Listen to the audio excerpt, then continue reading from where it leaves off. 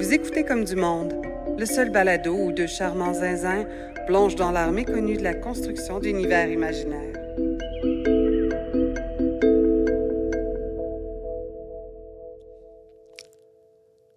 Allô, Julien. Salut Joël. Ça va? Ça va, toi? Oui, comment a été ta semaine?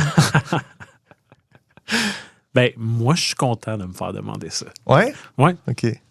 Non, ça a été une super belle semaine. Je continue une fois par semaine à jouer avec mon groupe de jeux de rôle. Puis depuis 2 semaines, on joue à Monster of the Week. Là, ça veut-tu dire que vous mettez Valterreur de côté ou? Nous, on joue pas à Valterreur. Je les ai pas... C'est pas avec ce groupe de jeux-là que tu as fait quelques tests? Je joue pas... j'ai fait quelques tests il y a longtemps. OK. Mais non, peut-être qu'un jour, j'aurai une version prototype à faire essayer. Mais pour l'instant, on est sur Monster of the Week. Parce qu'on est tous des fans de genre... de Buffy. De X-Files. Supernatural. De Supernatural. Fait que je me suis dit, hey, moi, je leur ai annoncé, hey, moi, je connais un jeu là-dessus, puis ça marche. Ce jeu-là, je l'avais déjà joué avant. Puis j'ai décidé de parler de ça au début de l'épisode parce que je me suis retrouvé à faire comme de la démiurgie en parallèle de ce qu'on fait pour le podcast. Ouais. Parce que veux pas pour la partie, il faut que je prépare des choses. Et je voulais un jeu qui était léger en termes de démiurgie.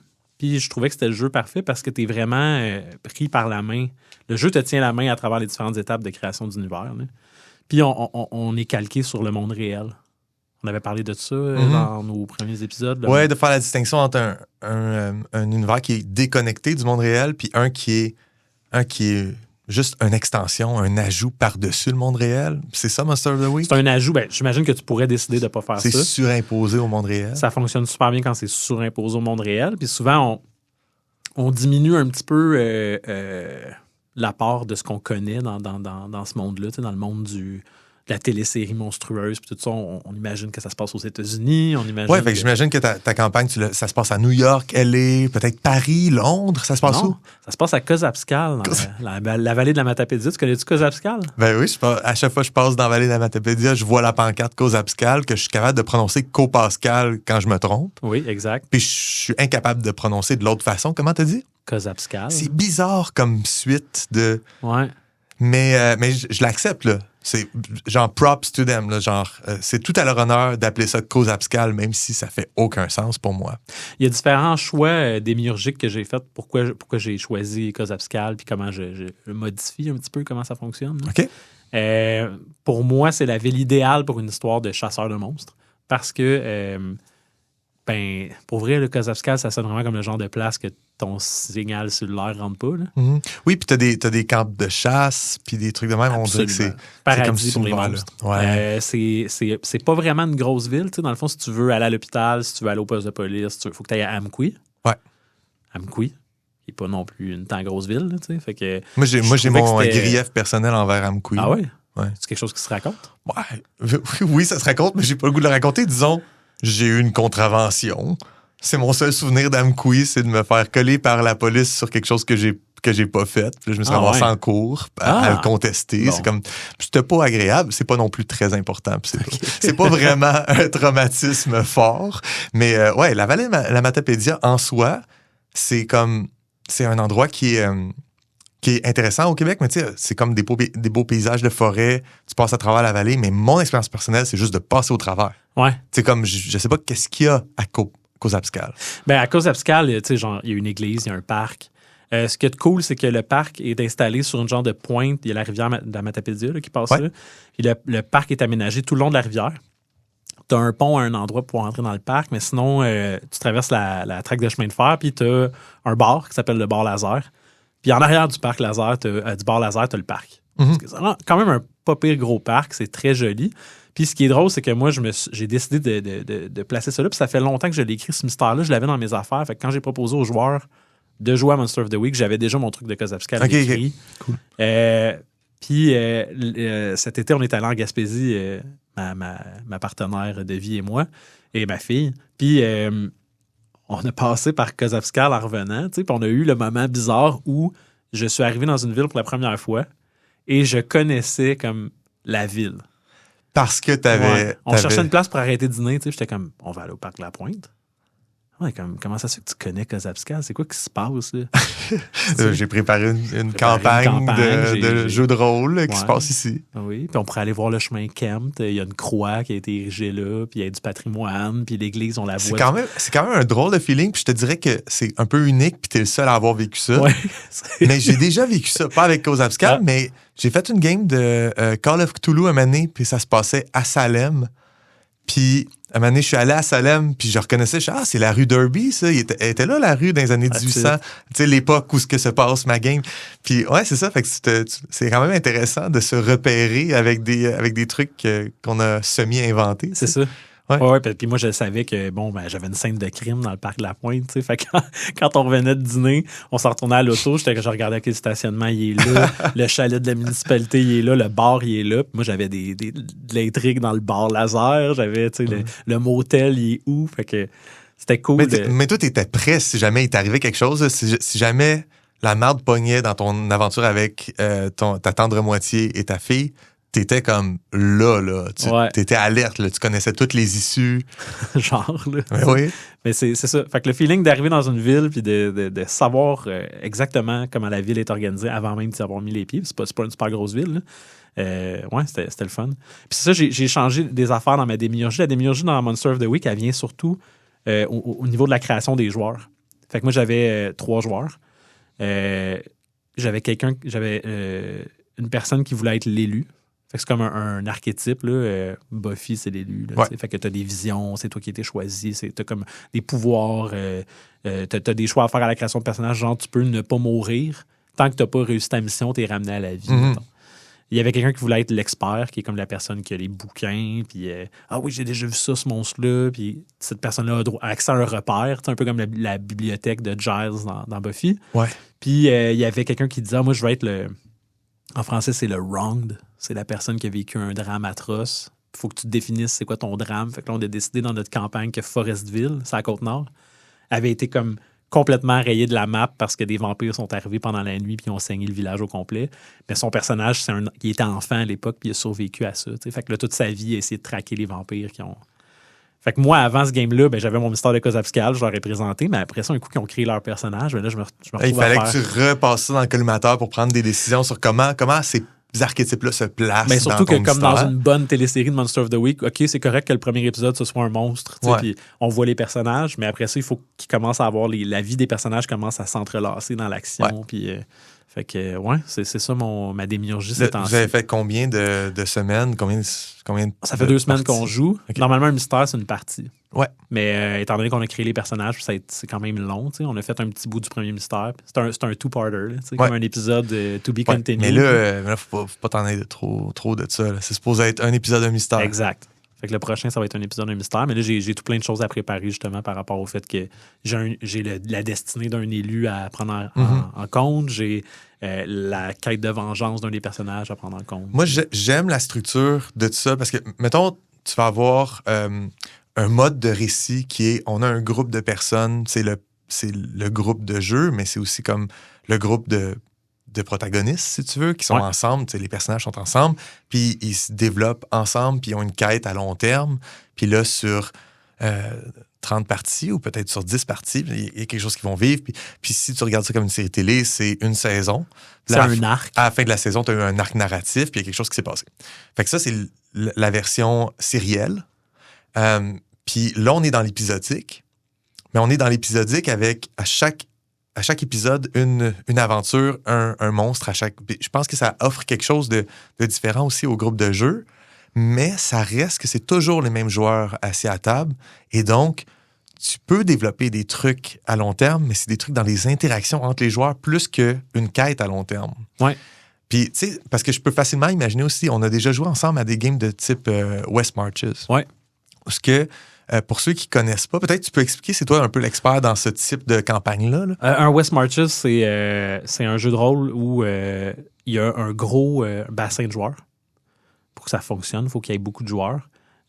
Puis, c'est les joueurs qui initient la programmation d'une partie. Fait que les joueurs vont se dire comme, hey, prochaine game, on fait ça telle date. On aimerait ça aller explorer telle partie, faire ça, ça, puis ça. Fait que là, ça permet au MD de dire, parfait, moi, je peux faire ça cette date-là. Puis là, les joueurs qui peuvent viennent. Et il y a un compte-rendu qui est fait après au reste des joueurs. Fait que nous autres, on le faisait avec une plateforme sur Reddit où les joueurs qui avaient participé choisissaient quelqu'un dans la gang pour écrire le compte-rendu. Fait que là, ça faisait en sorte que le monde se fait explorer puis il se passe des affaires. Même quand t'es pas là, ça continue. Ouais. Puis le mythe, si tu veux, se génère lui-même Fait que par ça, la participation dans des ce joueurs. mode-là de jeu, tu as des protagonistes, tu as une quête à long terme, mais c'est pas tout le monde qui vit tout le temps. C'est ça. Le concept permet à ce que ça soit un groupe général qui reste en communication, mais c'est pas tout le monde qui est venu à tous les meetings. Et ça c'est super utile pour une vie adulte. Ouais. Dans le contexte où tu veux jouer à un jeu de rôle, mais tu veux pas t'engager à te pointer à chaque semaine parce que tu sais que ta vie est plus compliquée puis tu n'as pas nécessairement cette opportunité-là, mais tu sais que tu fais partie du bassin, puis du bassin de joueurs que la campagne, elle existe. À chaque semaine, à telle heure, elle arrive, mais peut-être que toi, pendant un mois, tu peux pas parce que tu as des obligations, ou peut-être toi, tu peux une semaine sur 2 seulement. Fait que ça permet à des vies plus compliquées. Puis Monster of the Week fonctionnerait très bien parce qu'il y en a, là, quand tu écoutes une série où il y a un épisode où il y a un personnage qui est pas là. Tu sais. Ouais. Un épisode Morty, là, Ouais. genre. Là. Mais tu vois, c'est ça. Le Monster of the Week, pour moi, se situe entre les deux parce que c'est épisodique, mais tu développes quand même un groupe, des interactions dans ton groupe. Ouais. Fait que j'ai l'impression que c'est pas totalement West Marches parce que t'as pas un immense bassin. Non, c'est ça. T'as juste peut-être 4 personnes. Puis si quelqu'un s'est pas présenté, il a pas vécu cet épisode-là, mais l'épisode d'après, c'est quand même le même groupe de jeu de 3, 4 personnes, 5 personnes Exact. qui vont interagir. Fait qu'ils développent des relations pas mal plus complexes. Tu sais, quand on avait joué à West Marches ensemble, mon personnage était là des fois, mais le personnage, par exemple, à un ami qu'on a qui s'appelle Philippe, Ouais. lui, il a été là très, très rarement. Fait que, tu sais, notre relation a jamais été très, très loin. Là. C'est ça. Tu sais, je pense que mon personnage puis le sien, ils se sont vus pendant une fois, tu sais, un épisode. Fait qu'ils n'ont pas le temps de développer quoi que ce soit ensemble. À la création de personnages, quand tout le monde a fait son personnage, il le présente. Puis là, on part d'une personne, puis cette personne-là doit trouver un lien avec chaque personne à table. Puis il y a une liste selon la classe, entre guillemets, qu'il a choisie. Là. Ouais. Genre, choisis quelqu'un à table pour être ton rival. Là, Okay. et établissez ensemble qu'est-ce qui s'est passé. Puis là, tout le monde le fait 2 fois. En fait, tout le monde le fait une fois, ce qui fait que toi, tu as 2 liens. Ouais. C'est parce que moi, j'en ai choisi un pour toi, puis toi, t'en as choisi un pour moi. Fait qu'en partant, on a un groupe d'aventuriers qui a de la cohésion, tu sais. On sait pourquoi ils sont ensemble. Mais en plus, le jeu encourage ce développement-là parce qu'à la fin d'un mystère, on se pose des questions. Puis c'est ça qui décide si on fait de l'expérience ou pas. Puis c'est des questions genre, est-ce qu'on a appris quelque chose de nouveau sur un personnage? Est-ce qu'on a appris quelque chose de nouveau sur le monde? Est-ce qu'on a sauvé quelqu'un d'une mort certaine ou pire? Fait que ça drive l'action. Tu sais, sauver du monde, puis créer des histoires pour ton propre personnage. Fait que, ouais, pour vrai, moi, je le conseille. C'est un livre super intéressant. Est-ce que c'est un PBTA? Ouais. OK. Propulsé par l'apocalypse. Ouais.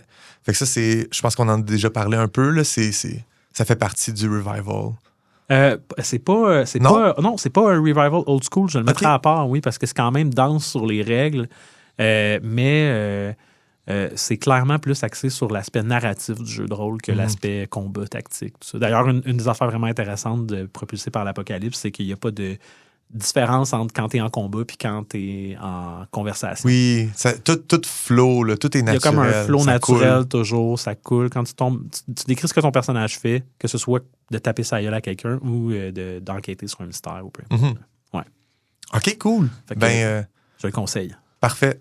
Moi, je sais pas si je vais jouer. En fait, j'attends que tu m'invites. Tu m'invites jamais. Assurément, je vais t'inviter. Bon. Si ça te parle, J'y crois let's go. Hey, si vous venez de vous rejoindre à nous, vous êtes sur les ondes de choc. .ca. Et vous écoutez Comme du monde avec Julien. Le fort. Et Joël. À l'audio, je le pointe et il dit mon nom de famille à la place de se présenter. Et Joël. Martin. Merci. Toi, c'est mélangeant, t'as 2 prénoms, tu sais. Ouais. Ça, c'est vrai. D'ailleurs, comment tu vis ça? D'avoir un prénom comme nom de famille. ouais. Pour vrai, je le vis pas beaucoup. Je vais t'avouer que c'est dans le cadet de mes soucis. Ça ne pose pas problème dans ma vie. Ça n'a absolument rien de particulier. Et mon nom de famille, Martin, est un des noms de famille les plus internationaux qui existent dans l'Occident. Tu sais, entre Martini, Martinez, Martin, la plupart du temps, c'est pas compliqué. Oui, c'est vrai. Mais merci de t'en soucier. OK. Hey, on parle de quoi aujourd'hui? Aujourd'hui, on parle d'une œuvre. On fait une critique du premier spectacle de Fred Pellerin, qui s'appelle « Dans mon village, il y a belle lurette Ouais. ». Et ça a été fait après ça, ça a été publié de façon... c'est comme un recueil de contes écrits, mais aussi, ça venait à l'époque, je pense 2000... J'ai-tu mes informations? Je sais pas. 2004, je pense. Ça a été publié avec un CD audio. OK. Et donc, qui était un enregistrement d'un des spectacles. Donc, on peut facilement trouver en ligne le MP3 de ça. Moi, je l'ai acheté carrément avec leslibraires.com. Tu peux acheter juste le MP3 pour 10$. Puis, c'est ça, c'est une série de contes. Hey, moi, je suis inscrit à iMusic, puis il est sur iMusic. Mm-hmm. Fait que j'ai cherché Fred Pellerin, puis pouf, il était là. Parfait. Ben, il y a un ou deux qui encouragent local. Mais c'est bien, un ou deux, 50%. 50%, c'est mieux c'est bon, que bien du monde. Mm. Fait que, ouais, c'est ça. Fait que c'est de ça qu'on parle. Ouais. Puis c'était ma proposition. Parce que dès le départ de notre balado, on s'était dit, faut avoir des critiques, puis parler de choses qui viennent d'un peu partout dans le monde, qui ont un peu de toutes les saveurs, puis changer de médium, Puis je pense que d'avoir... Là, on a parlé, et j'essaie de revenir sur nos épisodes, mais on a parlé d'une nouvelle de Robert T. Howard qui s'appelle The Tower of the Elephant, avec une nouvelle en anglais écrite par un Américain. Annihilation. Annihilation, écrit par un Américain aussi, en anglais. Mais on a parlé aussi de One Piece, qui était une série télé Netflix américaine, mais basée puis en collaboration avec des Japonais, puis à la base, c'est un manga. Puis on a parlé de Outer Wilds, qui est un jeu vidéo. Fait que, tu sais, on change de médium, mais on n'a jamais fait de québécois. Puis j'étais comme, c'est quand même important à un moment donné qu'on aille regarder c'est quoi la démiurgie qui se fait au Québec.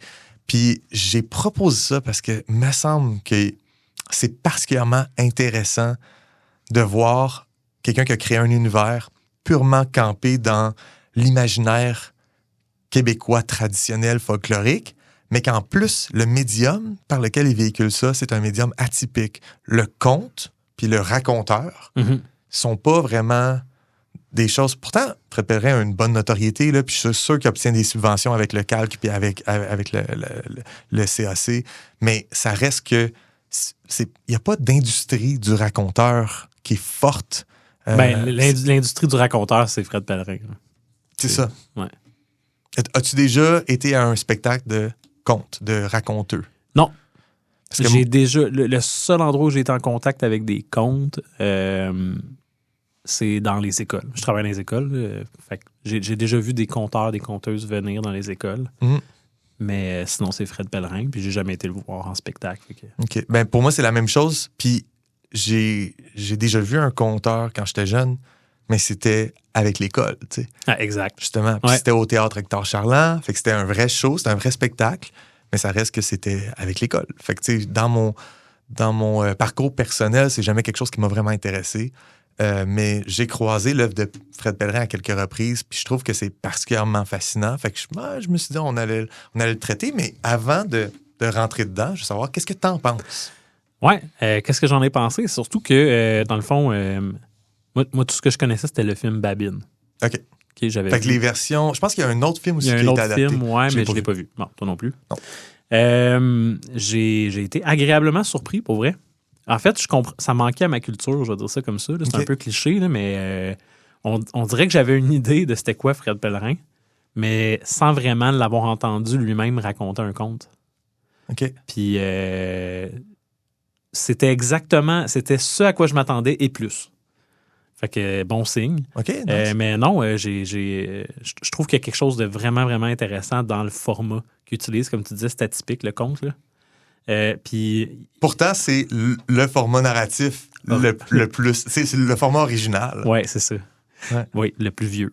Ben oui. Mais je trouvais qu'il y avait aussi un peu la même méthode que nous, on a de semaine en semaine, de se donner des genres de snippets, mais qui se passent dans le même monde. Ben lui, il donne ça, mais ça se passe toujours dans le même village.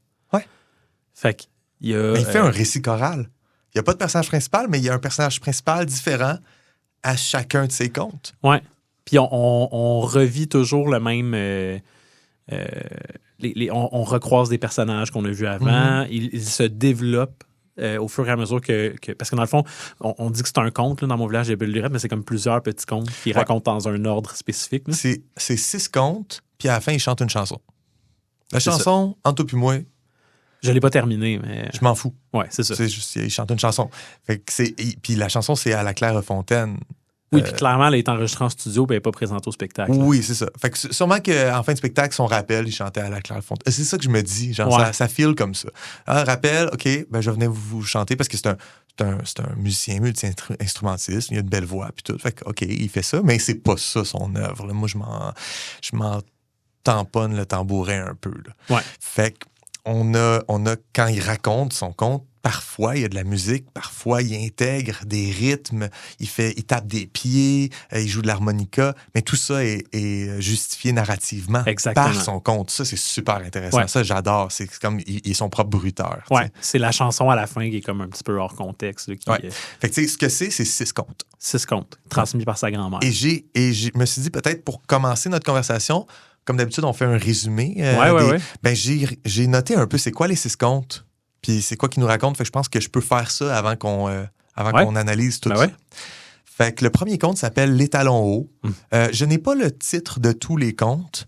Je sais que le titre était dans la version écrite, mais j'ai pas la version écrite. Je vais te les trouver. OK, cool. Mais reste que c'est pas grave parce que Les Talons hauts, je connais le titre parce qu'à la fin, il le dit. Il dit, ben c'était ça, c'est le conte, Les Talons hauts. Merci beaucoup. Ouais. Il se fait applaudir puis il passe son prochain. Fait que Les Talons hauts raconte un pacte avec le diable. Raconte le forgeron, l'homme fort, la sorcière. Fait que des fois, déjà, tu as des personnages qui sont intégrés et ça se passe dans son univers démiurgique qui est une version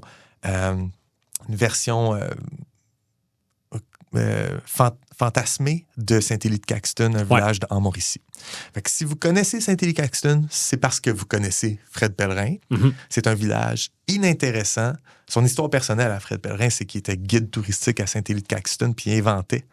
Il racontait des faussetés aux gens. C'est vrai? Oui, mais tout ça était clairement, c'était vraiment comme, c'est une œuvre de conteur. Okay. Puis les gens appréciaient, puis ils trouvaient ça drôle de se faire raconter des affaires sur l'ancien forgeron. Fait qu'il construisait ça de même. Puis bien sûr, il y a toute l'idée de sa grand-mère. Puis ça, on en parlera tout à l'heure. Là. Comment la grand-mère, c'est le vecteur. Là. C'est comme le point de tension entre l'univers imaginaire puis sa présence à lui, comme il vient vraiment d'un village. Tu sais. Ouais. Il y a une sorte de big fish un peu là-dedans. Il y a un big fish là-dedans. C'est comme si, près sa grand-mère, il se passe plein d'affaires fantastiques, pas sérieuses, puis post sa grand-mère, ben, c'est notre monde normal à nous, puis c'est le Saint-Élie-de-Caxton Place. Ça, c'est vraiment intéressant. Comme tu peux voir que la grand-mère est dans l'intersection du diagramme de Venn entre le monde construit puis le monde réel. Mm-hmm. Mais revenons-y tout à l'heure, j'ai juste listé les contes. Est-ce que tu as une liste officielle? OK, c'est quoi les 6 contes? On va en parler chacun. Je vais décrire Les Talons hauts. Le deuxième, c'est Conter Fleurette. Conter Fleurette, c'est l'histoire de la naissance de la belle Lurette. Puis, non, oui, c'est ça. C'est la belle Lurette avec le lingot d'or. Elle est née, c'est le forgeron puis la sorcière. Puis après ça, elle est jeune et elle est avec Dièse, qui est comme son chum, un gars qui la courtise. Elle vit sur le bord d'une rivière. Il y a comme un Inception aussi dans Conter Fleurette. C'est que Dièse raconte. Dièse, c'est un personnage dans le village qui est le conteur du village. C'est ça. Fait que oui, il y a une mise en abîme du conte. Il va raconter, lui, l'histoire d'origine d'Ulysse. Ouais. Fait que tu sais, Les Talons hauts sert à placer le village, mais je trouve que Les Talons hauts, ce premier conte-là, je vais faire un résumé, là. C'est le forgeron qui reçoit la radio. Le radio vient d'arriver au village, puis lui, il appelle ça le FM. Puis il y a d'autres mondes qui appellent ça du MF pour parler des bandes. Fait que l'homme fort arrive pour se faire réparer des trucs pour son joual. Un joual, c'est quoi? Un cheval. Merci beaucoup. Puis il dit MF. Là, il y a comme une... Le forgeron est comme complètement insulté par le fait que... Il dit, dans le fond, si tu viens chez nous, tu vas parler comme moi. Ouais. Puis il y a un quiproquo, un malentendu. Un imbroglio. Ouais, par rapport au fait qu'il pense que... L'homme fort pense que le forgeron a insulté sa femme. Ouais. Et finalement, ce que ça fait, c'est que l'homme fort ne reviendra plus jamais là. Et donc, il ne va plus jamais voir le forgeron. Puis il passe tout l'été à rider son cheval. Et le cheval finit par s'user tellement les pattes parce qu'il n'y a pas de fer qu'il devient un cheval saucisse. Il n'y a comme plus de jambes, là, finalement. En passant, là, on résume les contes, mais c'est vraiment, vraiment meilleur de se faire raconter le vrai conte. Je trouve ça bizarre qu'on soit en train de résumer un conte parce que ce qu'on fait là, c'est la même affaire que Fred fait, mais poche. C'est vraiment ça, genre. Je suis en train de raconter le conte, puis la version originale de cette œuvre, c'est quelqu'un qui raconte le conte, mais qui le raconte bien. Ouais. Fait que, allons vite là-dessus, mais ça pour dire à la fin, il faut que le forgeron trouve une solution au cheval, qui est rendu un cheval saucisse, puis il fait un pacte avec le diable, puis le diable, il donne des talons hauts à cheval en métal, puis ça vient être posé sur le cheval de l'homme fort. Tout le monde est content. Mais il y avait une clause dans le pacte avec le diable qui dit que le 6e descendant du forgeron va devoir aller raconter des histoires dans un bar à Montréal. Et C'est bonjour, je m'appelle Fred Pellerin. C'est ça. Fait que son conte, c'est un conte étiologique méta. Ben, Il raconte pourquoi il raconte. moi, ce que j'ai noté, c'est qu'il y a beaucoup de origin stories. C'est juste ça. Fait que j'y reviendrai tantôt quand on aura fini. On en a déjà parlé dans notre épisode sur les mythes, je pense. On parlait des contes étiologiques. C'est des origin stories, ça explique le monde. Mm-hmm. Là, ça explique pourquoi Fred Pellerin est un conteur. Ce conte-là, je trouve que c'est peut-être le moins intéressant, mais c'est une bonne entrée en matière dans l'univers de Saint-Élie-Caxton puis du conte. Ouais. Mais genre, on plonge pas vraiment dans ces personnages-là. Non.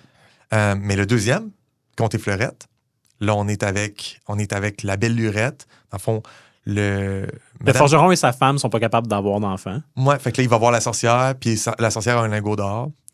Et ils vont tailler une petite Forger, fille ouais. dans le lingot d'or. Qui est la plus belle fille du village. Ouais. Elle est tellement belle qu'on l'appelle Lurette. la belle Lurette. Ouais. Tout le monde en a entendu parler de la belle Lurette. Mhm. Là, quand elle est rendue ado, jeune adulte, elle chill sur le bord de la rivière, Diaz vient lui raconter ses contes. Puis là, il raconte l'histoire d'un papillon qui voulait pouvoir passer l'hiver. Il voulait pas mourir avec l'hiver. Fait qu'il essaie de trouver une fleur qui survit à l'hiver pour se poser dessus. Puis il finit par la trouver, se pose dessus. Puis là, avec la neige qui tombe, ça fait des ailes de papillon sur une fleur. Et c'est une fleur qu'on connaît aujourd'hui comme étant la fleur de lys. Ouais. Et c'est un fleuron qui ne meurt pas. C'est ça. Donc, conte étiologique sur la force d'âme du Québec. Ouais. Le Québec, l'identité québécoise qui survit à tous les hivers. Fait que là, on est encore dans quelque chose de même. Là, En même temps, il nous met en scène ces personnages, puis on les connaît de plus en plus. Diaz puis la belle Lurette semblent être un petit couple cute. On root pour eux, on veut qu'à un moment donné, ils deviennent peut-être quelque chose, sont sympathiques. Le bonbon du mensonge. Ouais. Fait que là, la belle Lurette se retrouve que Madame Riopelle meurt. La femme du forgeron. La femme du forgeron. La mère de belle Lurette. La mère de la belle Lurette. La mère biologique. Ouais, c'est Non, pas clair, là, mais non, mais- c'est comme sa mère adoptive, mais ouais. Mais là, ça fait qu'il faut l'enterrer, mais ils n'ont pas d'argent. Puis il faut faire sonner les cloches de l'église. Puis ça coûte cher. Le Vatican charge pour chaque ding, chaque dong. Et donc, elle essaie de trouver du financement. Puis la belle Lurette, comme elle a un cœur d'or, elle est pure, elle peut pas mentir. Mais elle va voir la sorcière, puis la sorcière lui fait manger un ananas à la menthe. Mhm. Pas à la menthe comme qui goûte la menthe, Non, à la menterie. à la menterie. C'est ça. C'est Fait un que- bonbon comme magique qui va permettre à Lurette de trouver le bon mensonge pour se sortir de sa situation. Exactement. Fait que là, elle devient qu'elle a tout le temps le bon mensonge en bouche, et puis elle va voir Tijan. Là, tous les villages ont tout le temps un Tijan. Là. Mais là, elle va voir son Tijan qui la courtisait tout le temps. En passant, Diaz n'est pas là, il est parti à la guerre. Mhm. Fait que là, Tijan, Il en profite. il veut la marier. Fait qu'elle, elle va le voir, puis elle tête son anane, puis elle ment en pleine face. Puis elle dit, oui, je vais te marier si tu payes pour les funérailles de ma mère. Fait que là, le lendemain, cette journée-là, c'est les plus belles funérailles jamais vues. Puis lui, il a tout payé. Puis le lendemain, ils sont à Metz pour se marier. Puis elle enlève le nanane, puis elle dit, non, Tijan, oublie ça, je suis pas capable de Je veux pas faire me ça. marier. Je veux pas me marier. Fait que le Tijan est bien fâché, puis il dit, garde, on va faire un deal, donne-moi ton nanane qui permet de mentir. Puis il est parti du village, puis il est allé refaire sa vie. Fait que le petit Jean finit par être vendeur d'assurance en ville. À un moment donné, il se ramasse en cours. Là, il finit avocat. Là, il deal avec bien des affaires. Là, il raconte à du monde qu'il a payé pour l'enterrement. Puis là, le monde dit, t'es un bon chrétien, toi. Fait que là, la fin du conte, C'est l'origin story de Jean Chrétien. de Jean Chrétien, l'ancien premier ministre du Canada.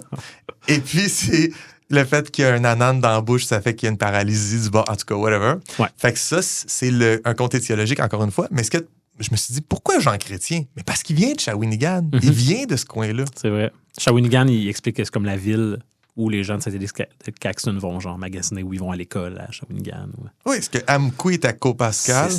Kozabskal. Merci beaucoup. Ouais. J'attendais, je te regardais, il va me corriger, il va me corriger. La mémoire, moi, j'ai trouvé que c'était comme le filler un peu. T'as pas trouvé ça? Toi? La mémoire, c'est quoi? C'est l'autre après? C'est comme l'origin story de Je me souviens. Ah oui. C'est sur les gars gens qui boivent. Faut c'est ça. ça slack. Fait que le village boit beaucoup. Ouais. Puis le curé est fâché de ça. Ouais. Fait que là, on a un nouveau personnage, le curé Pissette. Il est fâché de ça. Il veut que les gens slack.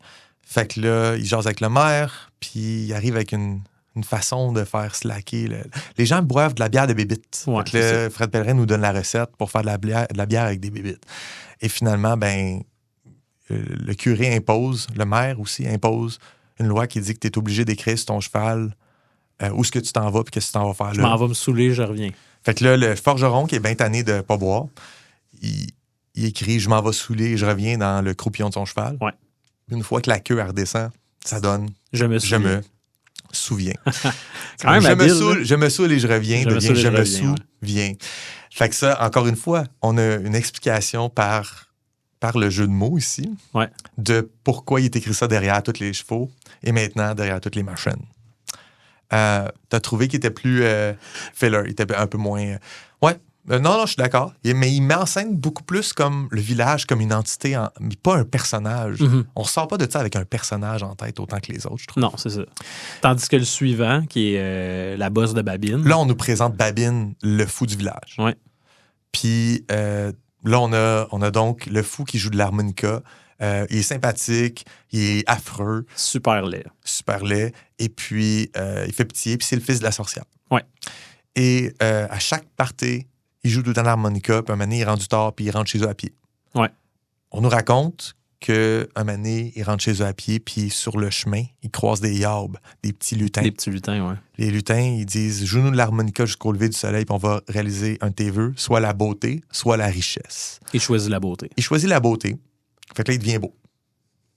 Mais quand il raconte ça aux autres membres du village, le forgeron, il veut être riche. Mm-hmm. Fait que là, il fait hey, je veux faire ça moi aussi. Il réussit quand même à l'établir depuis le début que le forgeron est un peu à l'argent. Là. Ouais. Oui, ça fait partie de sa personnalité. Le forgeron, c'est probablement le personnage qu'on voit le plus dans cette série de contes-là. Ouais. Puis il n'est pas particulièrement très héroïque ou personnage principal. Il est juste un toujours peu vain, présent. En fait, aussi, là. Ouais, il est un peu vain. Ouais. Et fait que finalement, il va donner un lift à Babine. Et puis, après ça, sur le chemin, il revient. Puis, il prend son harmonica.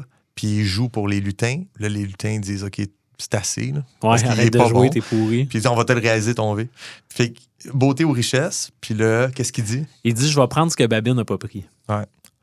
Puis là, bien sûr, comme dans toutes les histoires de génie... Ils sont généreux en plus. Oui, ils disent, parce qu'ils disent, sûr? t'es sûr que tu veux le dire de même? Parce que nous, on revient pas en arrière. Puis ils disent, oui, je vais prendre ce que Babine n'a pas pris. Tu sais, pour n'importe qui a déjà vu une histoire de génie dans la bouteille, là, ou génie de la lampe... Ou qui a déjà fait le sort souhait dans Donjon Dragon. Ouais. Sachez que tout est dans la formulation. Fais attention à ce que tu dis. Fait que bien sûr, Babine, qui était affreux, puis qui avait une grosse bosse de Quasimodo, puis... Fait que là, le forgeron, quand il dit ça, les lutins font juste le transformer en gars affreux, parce que c'est ça que Babine voulait Babine, pas. il voulait pas sa bosse, fait que Et là, il est fâché, fait qu'il essaie de frapper les lutins, puis en essayant de frapper les lutins, là, les lutins, ils l'ont pétrifié sur place, puis transformé en arbre. Fait que c'est pour ça que maintenant, il y a cet arbre-là au coin du rang. Avec un harmonica ou une branche. Avec un harmonica pogné dans une branche qui fait la complainte du soir qu'on entend tout le temps à Saint-Élie-de-Caxton. Quand le vent souffle dans le bon côté. Ouais. Ouais, c'est bon, ça. T'as-tu remarqué aussi que les lutins de Babine c'est une nuit bleue, la neige est bleue, ils ont la barbe bleue. Tout est bleu. Quand vient la nuit suivante, puis c'est le forgeron, c'est une nuit noire, puis la barbe du lutin est noire. Ah puis là, non. c'est plus des lutins, c'est des yarbes. C'est des yarbes? Ouais. Ah non, j'avais pas remarqué ça. Ouais. Puis finalement, le dernier conte est différent. Ouais. Le fantôme... Comment il s'appelait, le conte de Babine puis la beauté et la richesse? Ah, c'est la bosse de Babine. La bosse de Babine? Ouais. Puis le dernier, c'est le fantôme... Le fantôme dans la terre. Puis là, je sais pas c'est quoi qui est écrit. Ah, je l'ai. Dans Tempête? Dans Tempête, ben oui. Le fantôme dans la tempête. C'est tellement drôle parce que je me suis noté de quel conte je voulais parler. Puis mes notes, c'est donc, j'ai donné un titre. Je l'ai appelé Fantôme dans la tempête. Bravo. C'est fou, là. Ouais. Toi puis Fred, vous êtes... Ah, on est de même. Le fantôme dans la tempête, c'est comme le... tous les contes, C'est le c'était retour dans genre, le monde ma réel. grand-mère m'a conté ça, ma Ouais. grand-mère m'a conté ça, ma grand-mère m'a conté ça. Puis là, c'est comme Fred Pellerin qui se met à raconter, moi, quand j'étais jeune, je faisais ça, on allait à l'école là. Tu sais, c'est comme, ça revient sur lui. Ouais. Ouais. Je trouve que c'est habile, je trouve que c'est intéressant de faire ça. Il transgresse la frontière entre son monde imaginaire, le monde de sa vie à lui, puis la grand-mère qui est entre les deux. Ce conte-là donne donc une finalité au spectacle qui recèle les thèmes que Fred Pellerin essaie d'amener au public. Fait que c'est pas juste un conte comme tous les autres. Tous les autres, on était très genre... Justement, tu dis que celui que tu trouves qui est comme un peu un filler, je Ouais. me souviens, hey, les gars buvaient ben trop, il faut que ça slack. On est dans un monde imaginaire, puis dans un problème, des enjeux qui appartiennent au village, puis qui n'ont absolument rien à voir avec Fred Pellerin et sa relation au conte, ou à sa C'est grand-mère, ça, ouais. ou à son village. Mais là, on est juste là-dedans, on est dans sa relation. Sa grand-mère, elle dit, prends jamais le vieux chemin quand il y a une tempête de neige. Ouais. Ça, il dit ça quand il est jeune. Il dit, il y a deux chemins, là, il y a l'autoroute. Puis le vieux chemin. Il y a le vieux chemin. Puis à un moment donné, il se revenait du cégep, ou je sais pas quoi. Là, Puis il se rappelait plus de ce que sa grand-mère lui avait dit. Non, puis il passe par le vieux chemin avec son char, puis il est content de conduire là, puis il passe par toutes les courbes. À un moment donné, il voit une fille qui est là tout seule, Dans la neige. dans la neige, qui fait comme pitié. Il dit, je vais la sauver. Mais en même temps, il la trouve cute. Tu sais. Il dit, hey, mademoiselle, je peux vous embarquer, là, je vais vous dropper au prochain coin quand on va arriver au village. Et puis, la demoiselle ne parle pas, elle embarque. Là, un moment donné, elle est comme stressée, elle est fâchée. Puis quand il finit par l'amener au village, elle veut débarquer. Elle finit par débarquer, mais avant ça, il dit, là, il faut que j'ai une excuse pour la revoir. Fait qu'il donne sa tuque. Il met sa tuque sur la tête en disant, tu sais, comme, je viendrai la rechercher demain. Puis la tuque, c'est une vieille tuque que sa grand-mère a dit, c'est une sorcière qui m'a donné ça. Puis tout. Ouais. Fait on voit que la tuque aussi fait le battement entre le monde imaginaire. Exact, oui. Puis là, il donne sa tuque à la fille.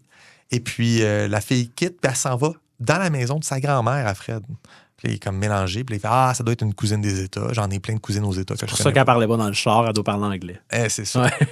Puis là, les mois passent, puis il y a un party de famille en avril ou en mai, puis il parle avec sa grand-mère, puis il dit « Hey, maman, vous devez avoir ma tuque ici. » Et là, sa grand-mère dit « Ben non, je te l'ai donné. » Fait qu'il dit « Ben non, mais il y a une fille que j'ai ramassée. » Sur le vieux chemin, dans la vieux- tempête. Puis là, pendant qu'il le dit, il s'en rend compte, il dit « Le vieux chemin dans la tempête. » Fait que là, sa grand-mère qui fait le saut, puis elle fait « Je t'ai dit, il fallait jamais prendre le vieux chemin par tempête. » Puis, fait que tout ça, et là, elle commence à raconter l'histoire qui s'est passée, la dernière histoire, le dernier conte. Donc ça aussi, comme la mise en abîme de Diaz de qui raconte Diaz. un conte dans un conte. Là, c'est la grand-mère qui explique à Fred Pellerin que un moment donné, Diaz est revenu de la guerre. Puis, il était changé par la guerre. Il s'appelait Bémol maintenant. Il faisait pitié, il allait pas bien, il était comme torturé. Mais quand il a retrouvé la belle lurette, il était très content, puis ils ont décidé qu'il allait se marier. Puis enfin, fait que les deux s'en vont pour se marier.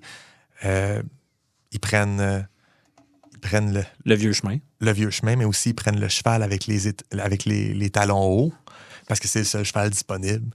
Puis il y avait une plaque de glace noire. Puis il passe un arbre avec une forme de forgeron. Mhm. Enfin, en tout cas, fait que Fred Pellerin fait un peu un overture de de tous les Totalement, contes ouais. qu'il nous a racontés, puis il réintègre dans cette histoire-là de Bémol et la belle lurette qui se marie, il réintègre toutes les autres. C'est vraiment cool. J'apprécie vraiment cette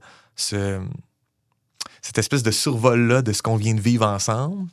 Et puis finalement, c'est ça. Là, il y a une plaque de glace noire, la carriole prend un clos, puis tout le monde Tout meurt. le monde meurt. Et là, finalement, c'est la belle lurette que t'as embarqué, Fred, l'hiver passé. Tu sais, c'était son fantôme. Puis là, Fred doute. Et là, il doute de sa grand-mère. Ça, je trouve ça extrêmement intéressant.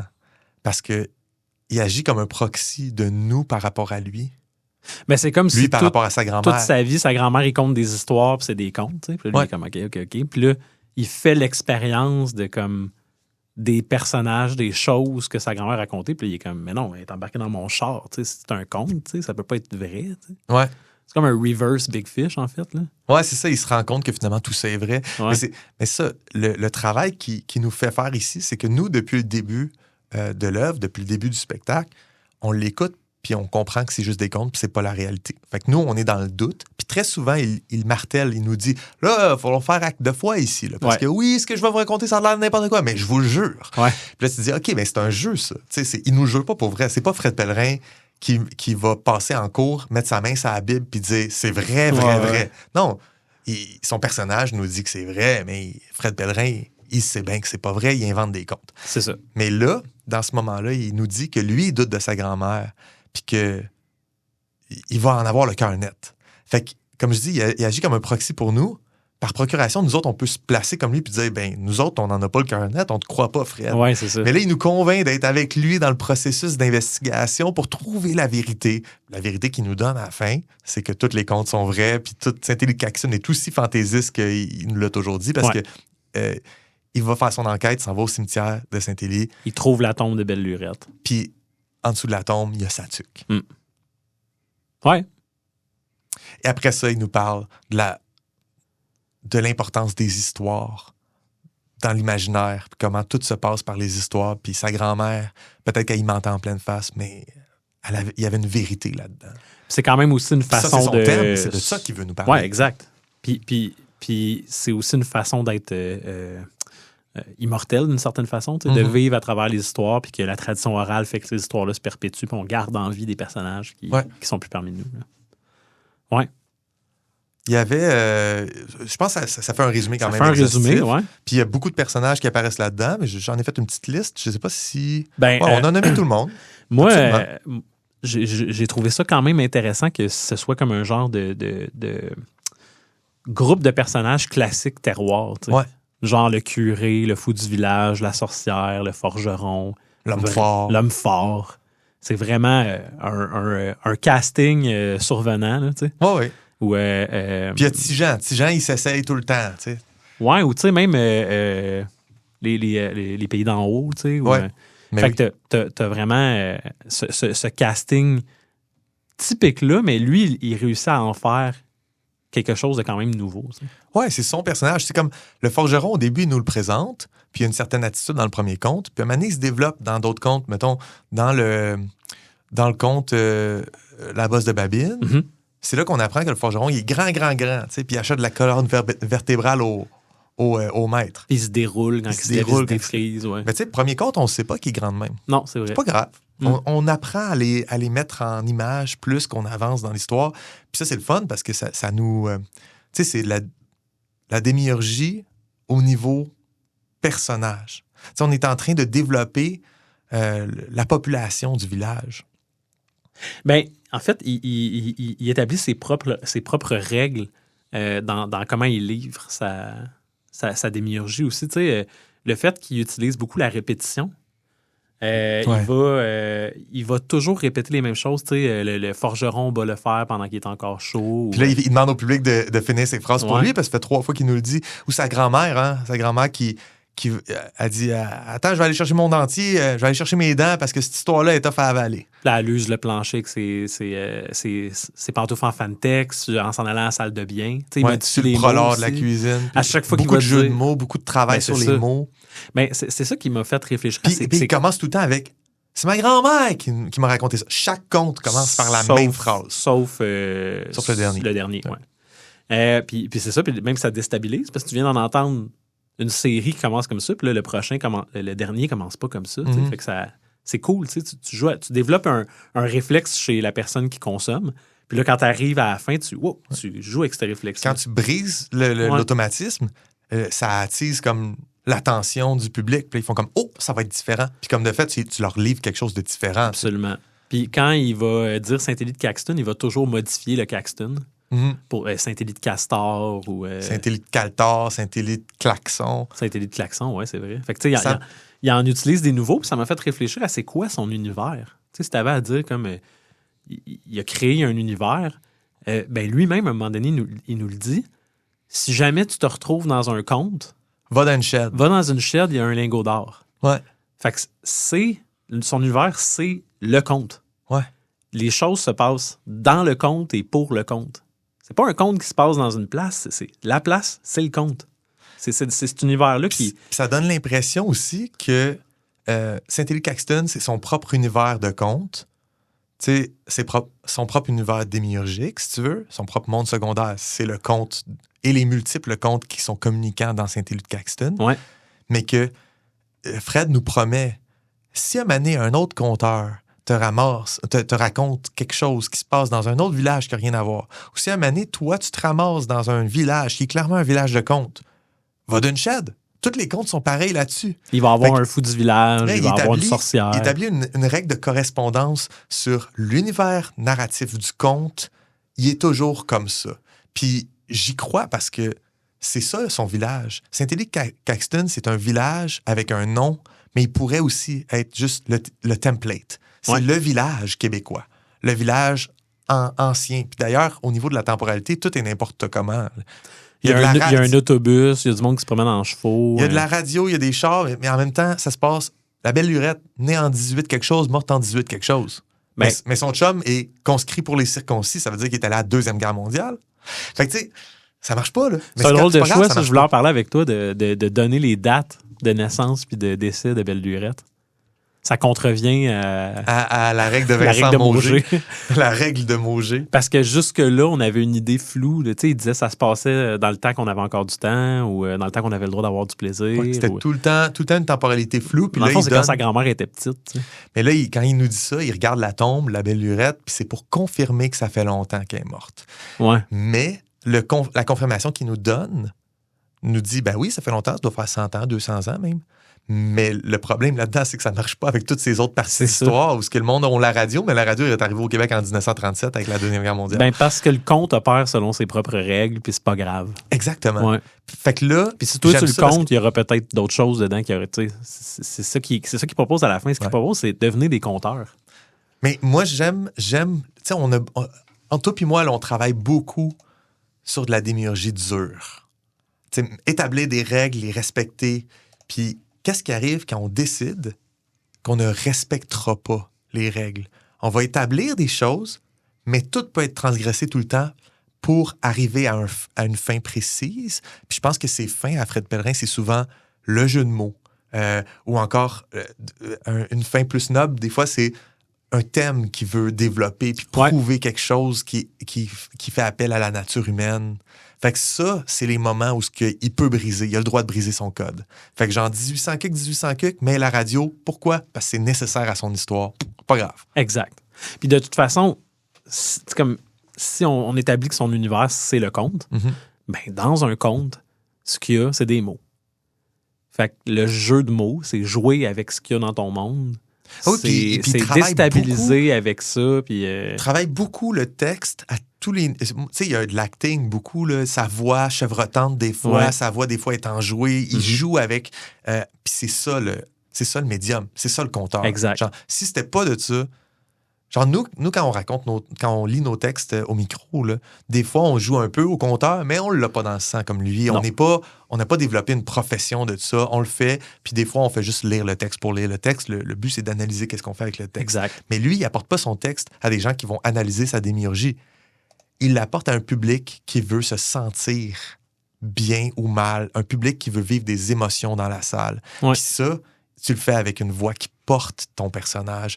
Fait que là, il y a un aspect vraiment qui est son art, qui est de jouer avec le langage, mais aussi jouer avec carrément le volume, le débit, les intonations.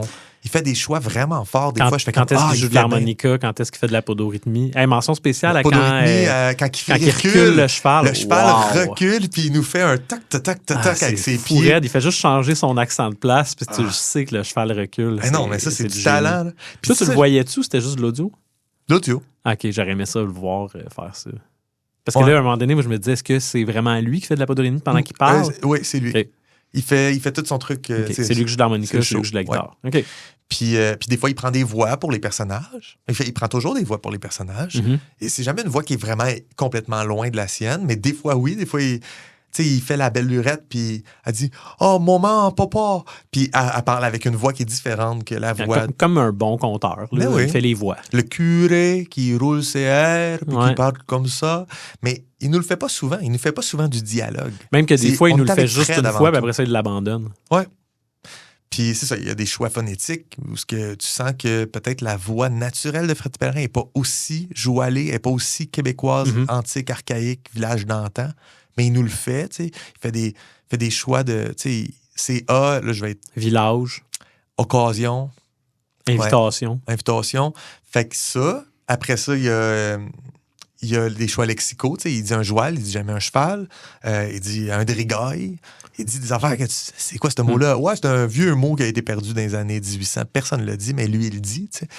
Puis des choix syntaxiques aussi, où ce qu'il dit, il va dire qu'il va sur quelqu'un, il va pas chez quelqu'un. Exact. Des choses comme ça. Pas toujours facile à suivre à l'audio, là. Des fois aussi, il parle vite. Je me suis même demandé si... dans les contes suivants, c'est plus récent ou ceux qui suivent, est-ce que ça a amélioré? Parce qu'il y avait des bouts où j'étais comme, quoi? Qu'est-ce qui vient de se passer? Notamment la fin de l'étalon haut. Là, ça se passe vite. C'est garoché.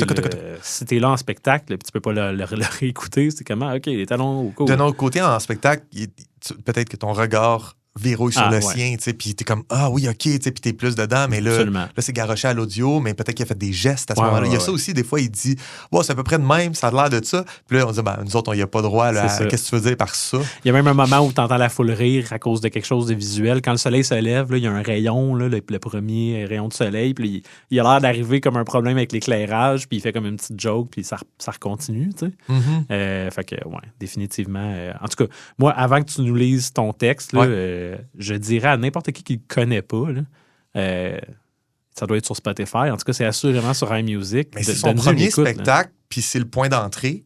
Puis moi, je connais pas beaucoup Fred Pellerin. Je pense que j'ai déjà entendu une couple d'autres contes qui faisaient partie de Comme une odeur de muscle, qui était son 3e. Ouais. Mais genre, j'aimerais vraiment comme me claquer son œuvre, puis surtout voir le village grandir puis se meubler. Parce qu'il y a ça, là, d'un point de vue purement genre analyse démiurgique, c'est comment créer un village puis en faire toute une histoire avec des règles, avec des choses qui se tiennent, puis des rangs. Tu sais, on reconnaît le lac au sensu. Fait qu'un moment donné, c'est le fun. Là. Tu retournes dans un monde. À chaque fois, c'est le même monde. Tu sais. Ouais. Cool. Ben, je vais passer à ma lecture de texte. Absolument. OK. On quitte Saint-Élie-Caxton, on s'en va à Gadine.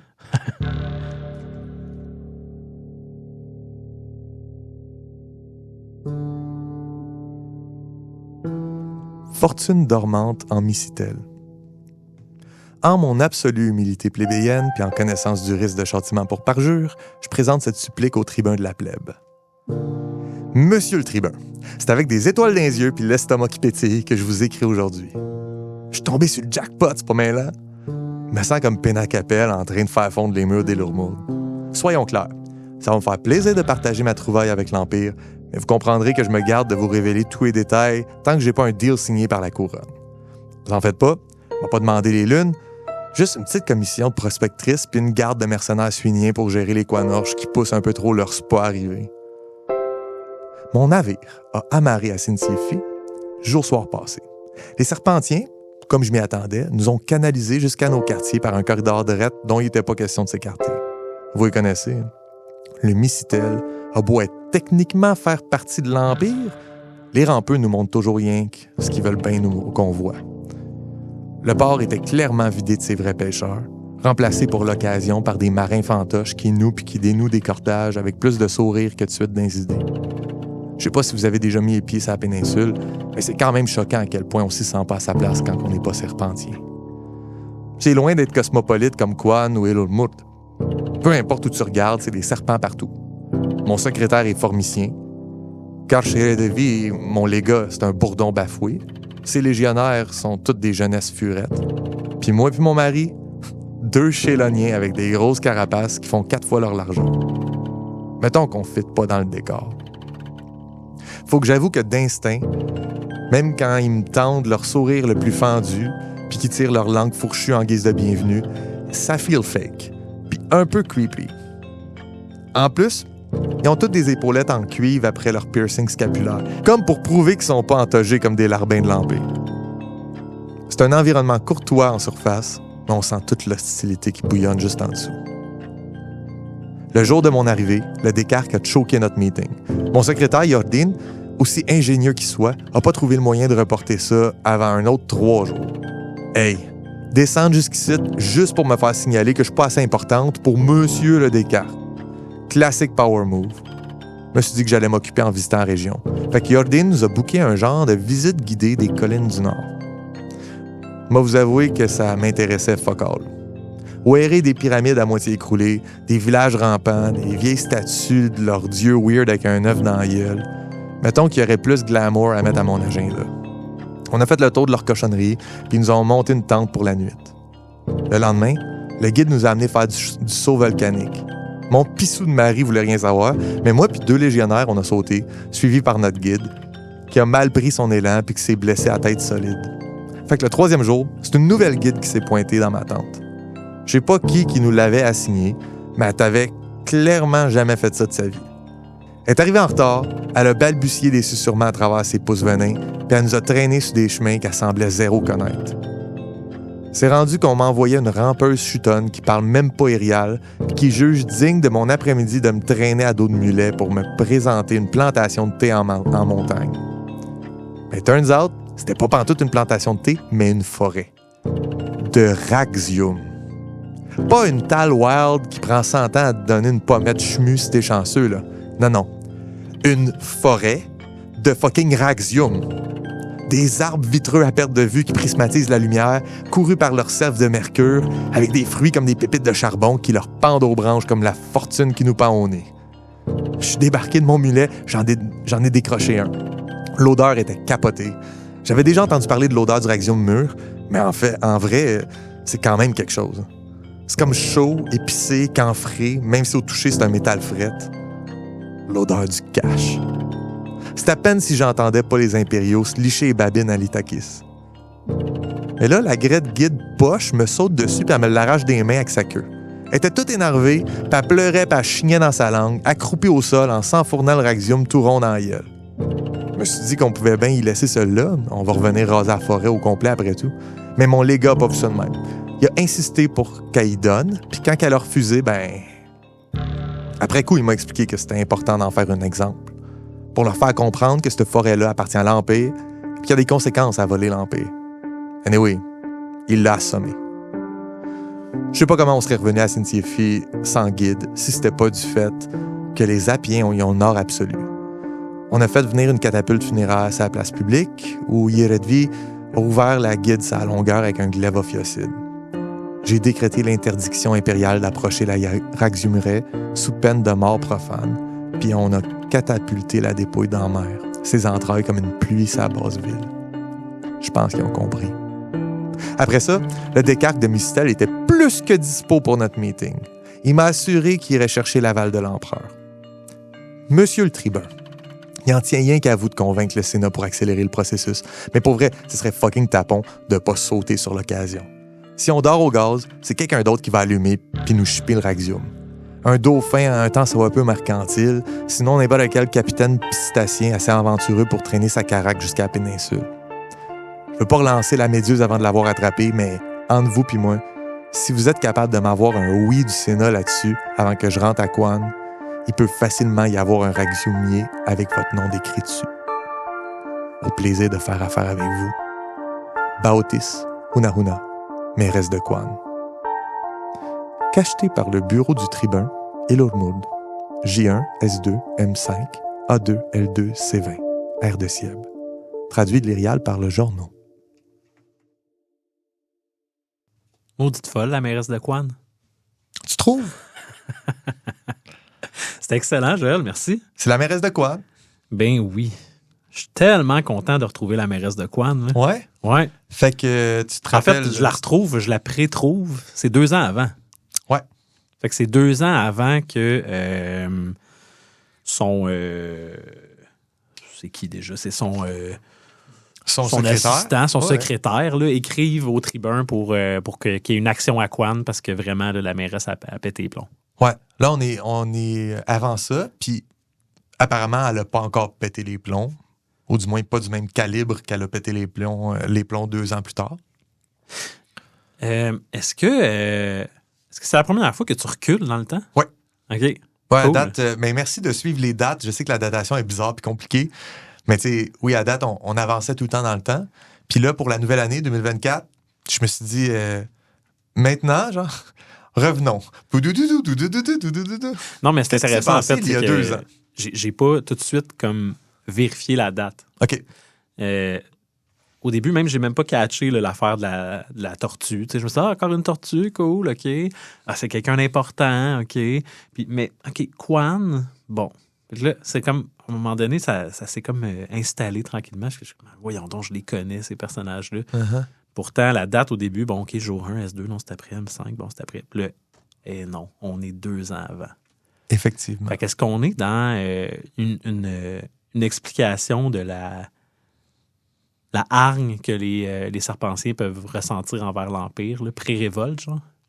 Ben oui, on est pré-révolte, puis on est dans un moment où c'est ça, les Serpentiens, leur péninsule appartient à l'Empire, puis là, clairement, la mairesse, elle vient chercher de quoi, puis elle dit, ben ça, c'est à nous, ça appartient à l'Empire. Fait que on est un petit peu dans pourquoi la révolte est arrivée. Cool, C'est ensuite à tout ça. Pour moi, c'est une pierre angulaire de la compréhension de qu'est-ce qui se passe, pourquoi c'est la guerre. Ce moment-là où la mairesse de Quan fait comme attends un peu, on a un deal ici, là. Ouais. On va venir raser la forêt. Puis, tu me diras si je me trompe, mais j'ai trouvé la réaction de la guide confondante. OK? Oui. Tu sais, le fait qu'elle prenne... On parlera de l'arbre tantôt puis de ses fruits, mais le fait qu'elle pleure Mhm. puis qu'elle le cache dans sa gueule, Ouais. puis le fait que, au départ, quand la mairesse fait la visite, elle voit des pyramides, bon, tout ça, puis elle voit le dieu weird avec un œuf dans la gueule. Ouais. Est-ce qu'il y a un lien entre l'œuf dans la gueule puis... Absolument. OK. Il y a quelque chose là. Mais je ne veux pas rentrer dans le détail, mais il y a clairement, tu sais, on a déjà vu un peu dans mon texte sur la caporale qui était sur un bûcher en train de se faire torturer puis interroger par des Serpentiens, là. On a vu que les Serpentiens ont comme des rituels particuliers. Je ne suis pas rentré dans le détail de chaque élément des rituels, mais clairement, ils ont une religion forte, une structure sociale qui est un peu... qui est très... comment on dit ça? Qui est très placée qui est très rigide. OK. Puis tout ça, cette rigidité-là, leur vient de leur croyance, de leur culture, de la religion dominante, qui est la vieille religion des serpents. C'est là qu'on est un peu avec le fruit, le raxium, puis l'œuf dans la gueule du serpent dieu. Il y a quelque chose qui se passe qui est de l'ordre du sacré. Et là, elle vient Bautis Hunauna, la mairesse de Quan, connaît pas ça, s'intéresse pas à ça. Piétine un peu les traditions. Exactement. Fait que là, il y a du sacré qui devient bafoué, qui devient profané. Ah, puis il y a aussi sa façon d'exécuter la guide, là, qui est complètement atroce. Là, la catapulte funéraire. Ouais. What? Non, c'est vraiment impressionnant. Puis tu vois qu'elle fait ça, elle, un petit peu, mais c'est une procédure. C'est, tu sais, ben, on va te donner un exemple, puis je pense qu'ils ont compris. Puis là, finalement, j'ai eu mon rendez-vous après ça. Puis sans égard un peu à comment le reste de la population serpentienne va voir cet événement-là. Puis, je pense que Bautis Hunauna souffre de sociopathie un peu. Et puis, je pense que tu sais, elle est dans un statut social. Je voulais en parler un peu, mais c'est une parvenue, cette femme-là. Tu sais, on a les patriciens qui sont dans les races, les espèces dominantes, puis on a la plèbe, tous les plébéiens, puis techniquement, c'est une plébéienne. Les tortues n'ont pas de pouvoir. Mais elle a un petit pouvoir municipal, mais de la ville la plus riche de l'Empire. c'est ça. Fait que c'est une parvenue dans tous les... C'est comme l'essence même du nouveau riche. Oui, parce que ça se trouve à être son secrétaire qui y explique pourquoi c'est important d'en faire un exemple, tu sais. Non, c'est son légat. Son légat, fait que juste pour voir c'est qui les gens autour d'elle, elle a un secrétaire, elle a son mari, mais elle a aussi comme une garde personnelle. C'est un légat qui est un peu un capitaine d'escadron, Okay. avec une coupe de légionnaires en dessous de lui. Puis son légat, qui est un bourdon, lui, c'est un patricien. Lui, il a une position particulière dans l'Empire. Fait que c'est un peu lui qui finit par caler les shots. C'est pas la mairesse, tu sais. La mairesse, elle fait comme, bon, il m'a expliqué c'est ça qu'il fallait faire, c'est ça que je fais, tu sais. Ouais. Ouais. Parce que les abeilles, les furets, les aigles et les éléphants, c'est eux qui ont le power. Fait que lui, il en a à ce moment-là. OK. Les Raxium. Ouais. clairement, là, on tombe dans vraiment quelque chose d'unique à ton univers. Là, à date, j'avais des repères, même les humains, les animaux humanoïdes. Mais là je suis vraiment complètement perdu. Est-ce que c'est... Parce qu'elle elle décrit l'odeur du fruit, Ouais. elle décrit au toucher. Mhm. Ça nous laisse croire que c'est pas un fruit qui se mange. Ouais. Ça nous laisse croire que c'est peut-être plus comme un métal précieux ou... Ouais. Fait que là, moi, mes options, c'est que c'est soit quelque chose qui sert de monnaie d'échange, là, ou qui a une valeur, là, comme de l'or, ou que ça sert à fabriquer quelque chose qui a beaucoup de valeur, ou ça a un pouvoir magique. Ouais. C'est ça que j'ai à date. C'est Dernière hot. option que j'ai, est-ce que c'est de là que les serpentiens viennent? Ils se reproduisent pas entre eux, mais ils tombent de ces arbres-là, puis c'est comme un œuf. Ça expliquerait le fait qu'elle pensait que c'était un œuf qu'il y avait dans la bouche quand elle voyait les statues. C'est toutes les avenues que j'ai explorées dans ma tête. OK. Ça, c'est l'origine et la raison d'être de ce fruit-là. Pour moi, j'ai fait un peu de xénobiologie, xénobotanique. Je travaille donc avec des composés qui sont semi-organiques. C'est le même, j'imagine. Ouais. L'arbre est en vide, c'est du silicium, etc. Fait Exact. le silicium qui peut être une base de vie différente du carbone. Fait que je suis là-dedans. Puis le fruit que ça donne est un métal précieux. Maintenant, quelle est la valeur de ces fruits-là pour les serpentiens, puis leur usage, puis qu'est-ce que ça veut dire pour leur culture? Ça, je ne veux pas rentrer dedans aujourd'hui. OK. Mais la valeur que ça a pour l'Empire, c'est juste un métal précieux comme survalué. Et donc, c'est la monnaie d'échange la plus... Dans le fond, c'est mon diamant un peu. OK, ouais. Fait que genre, qu'est-ce que tu fais avec du diamant? Tu fais rien. C'est juste vraiment, vraiment hot. Puis ça vaut vraiment cher. Puis c'est indestructible. Fait que est-ce qu'on pourrait faire une épée en raxium? Oui, mais ça serait un artefact unique que personne n'a été capable de fondre encore dans l'histoire de... Fait que c'est impressionnant du de monde. voir autant de raxium réunis au même endroit. Ouais. Réellement, là, pas juste dans les yeux de la mairesse, mais en tant que lecteur aussi. Là. En tant que lecteur aussi, là, en tant que lecteur, on part de nulle part. À chaque Ouais. fois qu'on a une histoire, on fait comme « Ah oui, il y a ça. Nice, Joël. C'est cool. » Mais non, mais c'est une grosse chose. Là. C'est une grosse grosse découverte. chose. Et clairement, c'est une clairière de raxium, un endroit, une raxiumeraie Ouais. qui était inconnu de l'Empire, parce que sinon, ça ferait longtemps qu'il aurait passé au travers de ça. Fait que c'était un secret bien gardé. Ouais. C'est un endroit sacré et protégé par les serpentiens, puis personne n'a le droit de rentrer là. Puis c'était ce genre D'où d'affaire-là. la crise d'honneur de la guide un peu. Tu sais, genre, Mais oh my God, j'ai vraiment fait quelque chose de pas correct. Je vous ai amené directement à un endroit que vous n'étiez pas supposé voir. C'est ça, la Je suis guide dans est marde. clairement pas une guide. C'est genre une temp qui a été mise là. Ouais. Il faut que tu remplaces. Ah, OK. Fait que là, elle est remplaçante. Puis elle dit, bon, on prend à gauche, on prend à droite, je sais pas où je suis.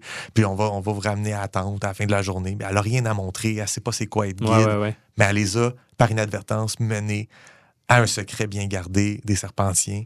Et là, clairement, elle capote. Parce qu'elle sait que...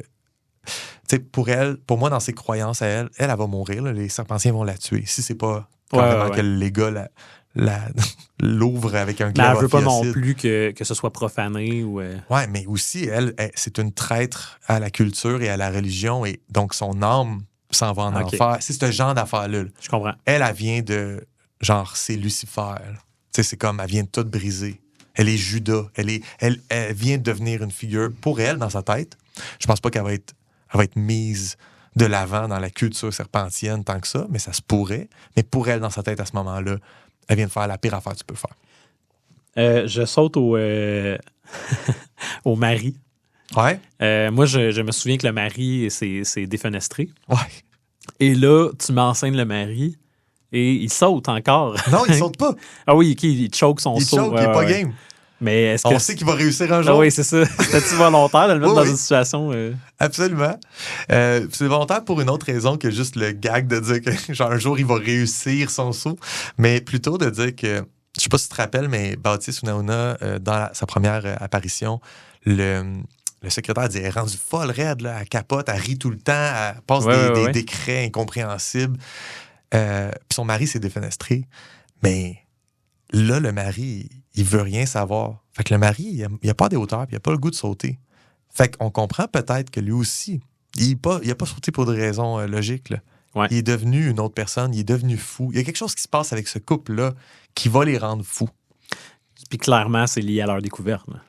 Ben, Ou aux actions qui ont suivi la découverte. Ouais, clairement, il y a quelque chose qui se passe à ce moment-là. Fait que là, je reviens dans le temps, dans ce texte-là. Je pense pas que je vais revenir puis raconter des trucs qui se passent avant ça. Pour moi, c'est un peu le point zéro du début de l'histoire que j'essaie de raconter à travers le podcast, là, puis que je définis. Je comprends. Très cool. C'est ça? T'as-tu d'autres affaires à dire? T'as-tu des... Au début, je faisais une analogie un peu Corée du Nord, serpent, là, la mascarade là, de mettre du faux monde pour acter que tout va bien. Ouais. Mais après ça, de la façon que tu l'as décrit, je le vois plus comme l'empereur envoie quelqu'un, une délégation. Ayons l'air d'être des bons petits plébéiens, ou peu importe, c'est pas des plébéiens, ouais. mais ayons l'air d'être comme cool le temps qu'ils sont là. C'est ça que je comprends. C'est ça, il faut avoir de l'air de juste être une autre partie de l'Empire normale. Pour pas qu'ils voient nos rituels. Puis Elle vient pour un meeting avec le Descartes. On n'en a jamais vraiment parlé du système politique, mais le Descartes, c'est le premier ministre provincial. Okay. C'est comme fait que c'est quelqu'un qui est parachuté de l'Empire, puis qui habite là, puis qui gère des affaires purement législatives, politiques, administratives. Probablement pas un serpent. C'est pas un serpent du tout. Un serpent n'est pas éligible à ce poste. Ouais. Même que la mairesse ne serait pas éligible à ce poste-là. Je comprends. Mais le Descartes, il n'y a pas rapport dans l'histoire. C'est juste, elle est allée là pour un meeting, puis lui, il a fait attendre. Puis là, il y a quelque chose de plus important qui se passe qui va changer la face du monde. Tu sais. Ouais. J'ai noté aussi que la visite qu'ils font, c'est que ça nous donne une petite vision dans le monde des serpentiens. Là, la pyramide, les vieilles statues du dieu. Je trouvais que c'était une bonne occasion de faire de la démiurgie. Jour-soir. Ouais, fait que dans le fond, pour parler un peu de la datation, on va faire ça vite parce qu'il faut finir l'épisode. Oui. Mais tu vois, J1, S2, etc., il y a des appellations en irial pour ça. Puis là, j'ai tenté une traduction, mais c'est qu'en fait, les mots 1, 2, 3, 4, 5 sont des parties de la journée. Fait que le jour 1, il appelle ça jour aube. Okay. Le jour 2, il appelle ça jour matin. Le jour 3, il appelle ça jour midi. Le jour 4, il appelle ça jour crépuscule. Puis le jour 5, il appelle ça jour soir. À chaque semaine. Puis le premier mois de l'année, c'est mois aube. La 5e année d'un lustre, c'est année soir. Ah, OK. Fait que c'est le mot qu'ils utilisent pour le chiffre que tu vois dans les datations. C'est pas particulièrement beau en français. En irial, le mot coule, puis il est beau, mais je veux pas utiliser des mots irial. Mais c'est correct, ça fait partie de la démiurgie. Moi, j'ai vu ce mot-là aller, puis j'étais comme, il y a quelque chose de caché en arrière de ça. T'as vu quelque chose, là. J'aime aussi l'expression, je veux pas relancer la méduse avant de l'avoir attrapée, qui vient d'une tortue. Fait que je trouve que c'est une belle attention. Mais aussi, on sait qu'elle joue à Attrape la méduse. C'est vrai. Un autre moment donné. Ah ouais. Nice. Bon, merci beaucoup.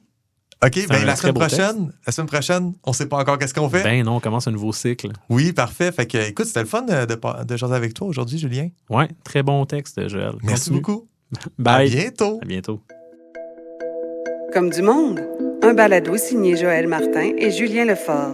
Écrivez-nous au commedumondepodcast@gmail.com. Participez à la conversation sur Discord.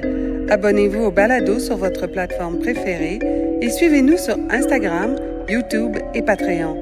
Tous les liens sont dans la description. Merci d'avoir écouté Comme du monde.